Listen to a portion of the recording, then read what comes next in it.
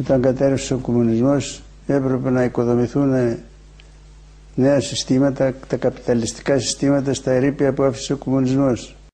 Και δηλώνω ρητά και κατηγορηματικά ότι κανένα επεκτατικό σχέδιο από το Γενικό Επιτελείο Στρατού της Ελλάδας δεν υπήρξε για τη χώρα σας.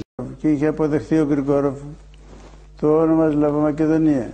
Και ζητούσε ο Γρηγόροφ τότε να συναντηθεί με τον Μητσοτάκη στο Βελιγράδι και να βγει ανακοίνωση μετά από το Βελιγράδι, από τη συνάντηση, ότι ο πληθυσμός της χώρας σας είναι σλαβικός. Υπάρχει μέσα στο βιβλίο τα χαρτιά και τα ντοκουμέντα.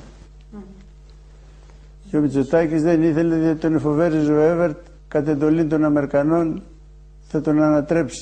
Βόρεια Μακεδονία και Νότια Μακεδονία είναι Βόρειο Βιετνάμ, Νότιο Βιετνάμ, αλλά είναι ίδια φυλή, ίδια ράτσα. Εδώ δεν είναι ίδια φυλή, ίδια ράτσα. Με κατηγόρησαν στη χώρα σας ότι πήγα να δωροδοκίσω τον πρόεδρο. Δεν είναι του χαρακτήρα μου αυτά τα πράγματα. Εγώ είμαι στρατιωτικός και έχουμε μια ευθύτητα στις ενέργειές μας.